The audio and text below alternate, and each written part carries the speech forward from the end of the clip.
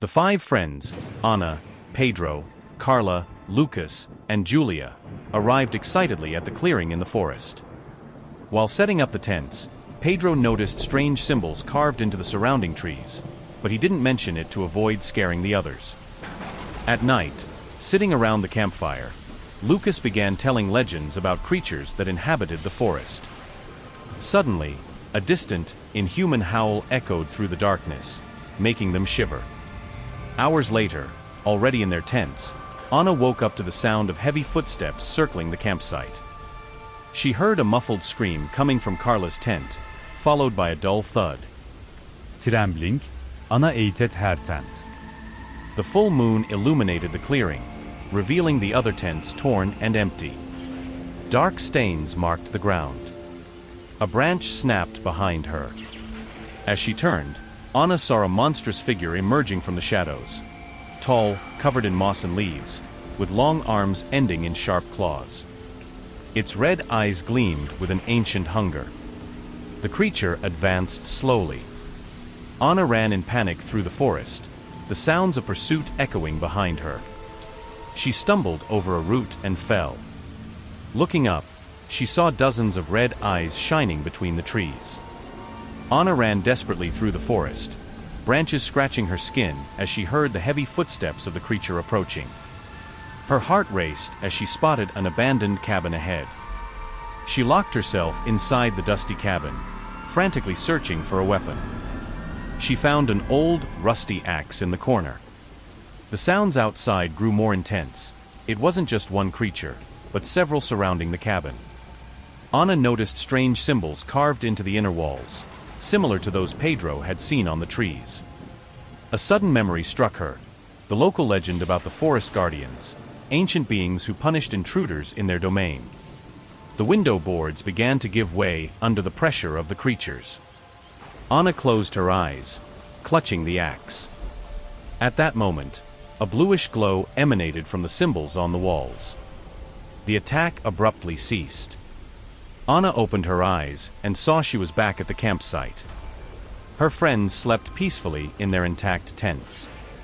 Confused, she noticed a strange mark on her wrist, the same symbol from the trees and the cabin.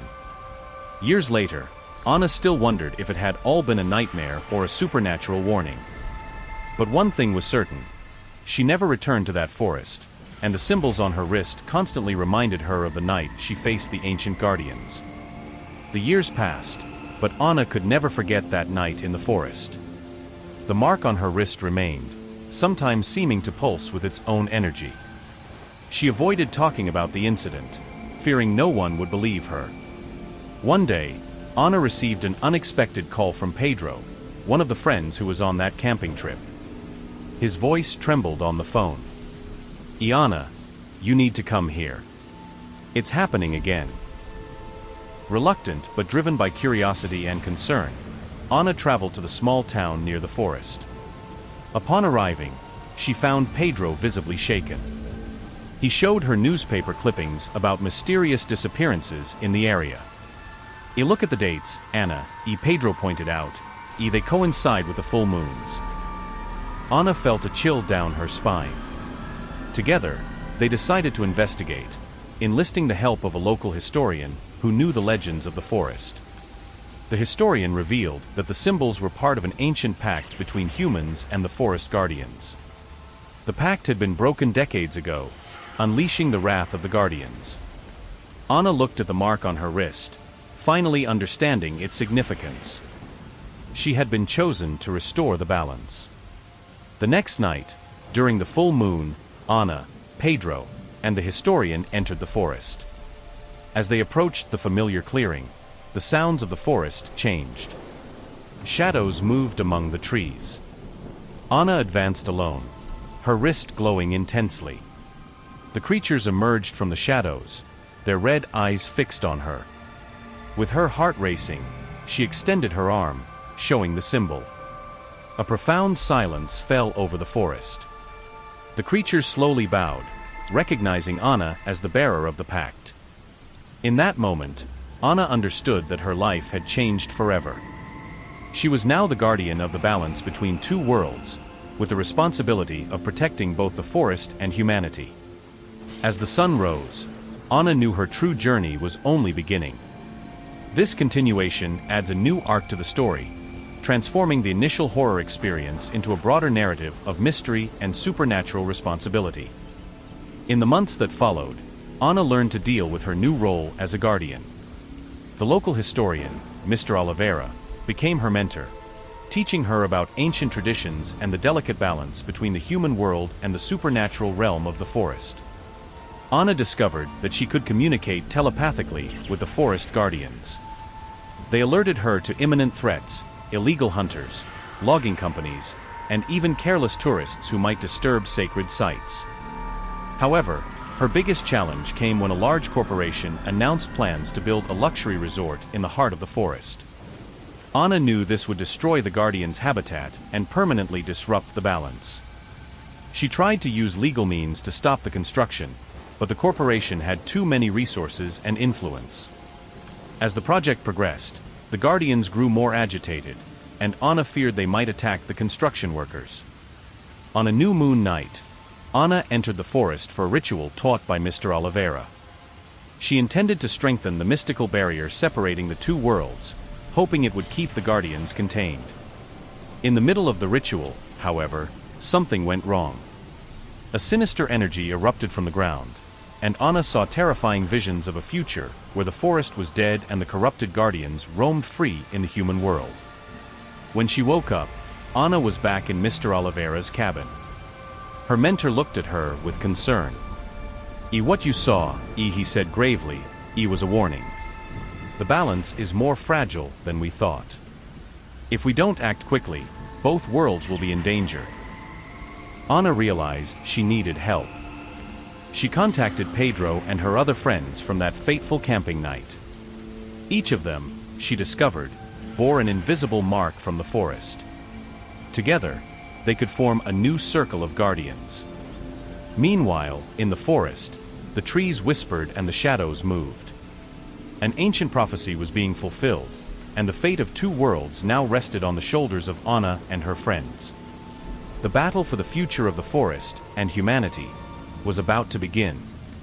Anna gathered her old friends, Pedro, Carla, Lucas, and Júlia, at Mr. Oliveira's cabin. Each reacted differently upon learning about their role in the prophecy. Pedro, always the skeptic, initially resisted but eventually accepted after seeing the mark on his own body glow in response to Anna's. Carla, a biologist, was fascinated by the idea of a supernatural ecology. Lucas, now a lawyer, saw an opportunity to legally fight the corporation. Júlia, a teacher, was concerned about the ethical implications of her new role. Mr. Oliveira trained them in ancient rituals and the art of communicating with the forest guardians. Each developed a unique ability. Pedro could sense disturbances in the natural balance. Carla could heal plants and animals. Lucas could create illusions to mislead intruders, and Júlia could interpret the mystical symbols scattered throughout the forest. Meanwhile, the construction of the resort progressed. Heavy machinery entered the forest, and the guardians grew increasingly agitated.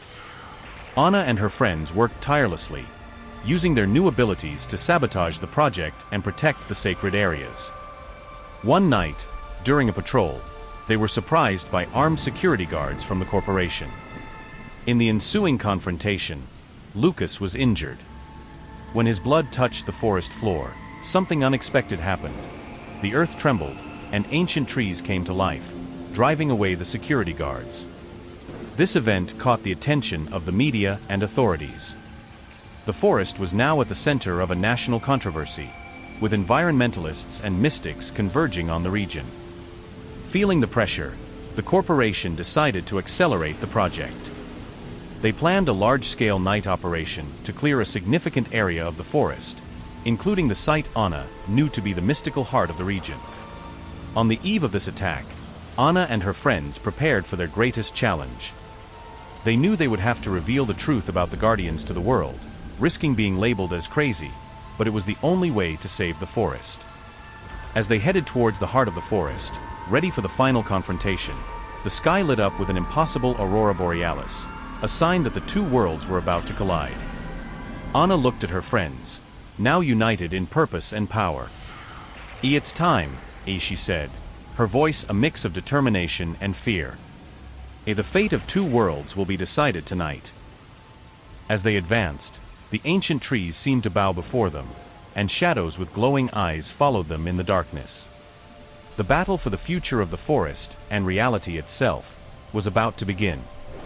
Night fell over the forest, bringing with it a supernatural mist. Anna and her friends reached the central clearing, where huge machines waited, ready to begin the devastation. Corporation employees and armed security guards were everywhere. The group of guardians hid in the shadows, preparing to act. Anna closed her eyes, concentrating. Through her connection with the forest, she could feel the ancient energy pulsing beneath her feet. With a nod, each member of the group took their position. Pedro used his ability to create a disturbance in the natural balance, causing a sudden climatic change. Howling winds and freezing rain began to fall, confusing the workers. Taking advantage of the distraction, Lucas conjured illusions of monstrous creatures emerging from the trees. Panic spread among the employees, many fleeing in terror. Carla, touching the ground, invoked roots and vines that entwined the machines, immobilizing them. Júlia, quickly deciphering the mystical symbols glowing on the trees, activated ancient magical protections. At the height of the chaos, Anna advanced to the center of the clearing. Her mark glowed intensely, and she began to chant an ancient incantation. The air vibrated with power, and the true guardians of the forest began to materialize around her. At that moment, helicopters appeared in the sky, bringing reinforcements and illuminating the scene with spotlights. Journalists who had followed the commotion broadcasted the incredible spectacle live. The world watched in astonishment as beings from another realm manifested, defending their home alongside determined humans.